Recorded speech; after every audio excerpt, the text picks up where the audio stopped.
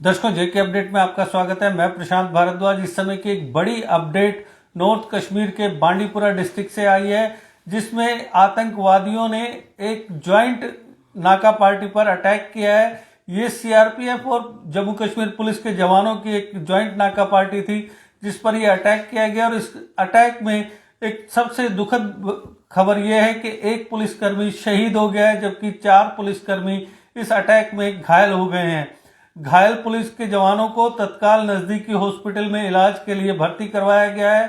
वहीं जैसे ही इस वारदात के बारे में पता लगा है, पूरे इलाके को सिक्योरिटी फोर्सेज ने कॉर्डन ऑफ कर लिया है और हमलावर आतंकवादियों की तलाश शुरू कर दी है।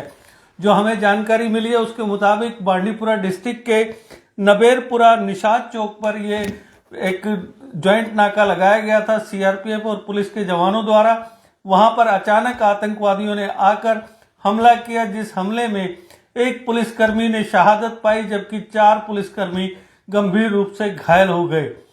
जिस तरीके से सुरक्षा बलों ने पिछले कुछ अरसे से, अगर हम बात करते हैं इस साल जनवरी से अभी तक की, तो जिस तरीके से सुरक्षा बलों ने लगातार आतंकवादियों को मौत के घाट उतारा है, उससे आतंकवादी संगठन जैसे लश्कर तोयबा हुआ या जैसे मोहम्मद हुआ, उनको करारी चोट लगी है, उनकी कमर टूट चुकी है और अब वो इस तरीके के छुटपुट हमले कर रहे हैं, घात लगाकर हमले कर रहे हैं। कहीं एक तरफ वो बेगुनाह लोगों को निशाना बनाने की कोशिश कर रहे हैं, कहीं नियत पुलिसकर्मियों को निशाना बना रहे हैं। और आज जो कुछ उन्होंने किया, एक ज्वाइंट नाका पार्टी पर जिस तरीके से अटैक किया है, उससे उनकी मन स्थिति का पता लगता है, उनकी मेंटल पोजीशन का पता लगता है कि वो सिर्फ और सिर्फ अपना वजूद दिखाने के लिए इस तरह के हमले कर रहे हैं। और जल्द ही जिस तरीके से हर बार होता आया है पिछले 1 साल से, अगर हम देखें कि जैसे ही कोई वारदात होती है उसके तत्काल बाद या अगले दिन जो हमलावर आतंकवादी होते हैं उन्हें मौत के घाट उतार दिया जाता है। तो ऐसी उम्मीद है कि आज जो हमला करने वाले आतंकवादी हैं वो भी 1-2 दिन के अंदर मौत के घाट उतार दिए जाएंगे। अगर हम बात करते हैं पिछले कुछ दिनों की, तो पिछले जनवरी से लेकर अभी 20 से ज्यादा आतंकवादियों को मौत के घाट उतारा गया है, जिसमें सबसे ज्यादा जो करारी चोट लगी है वो जैश ए मोहम्मद को लगी है।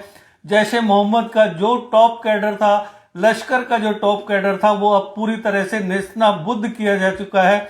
और लगातार पाकिस्तान की एक कोशिश है कि यहाँ पर दहशत का माहौल बनाए रखा जाए, लेकिन उसके बावजूद सतर्क Jammu Kashmir police, Indian army और सीआरपीएफ के जवान किसी भी तरह का मौका नहीं दे रहे हैं।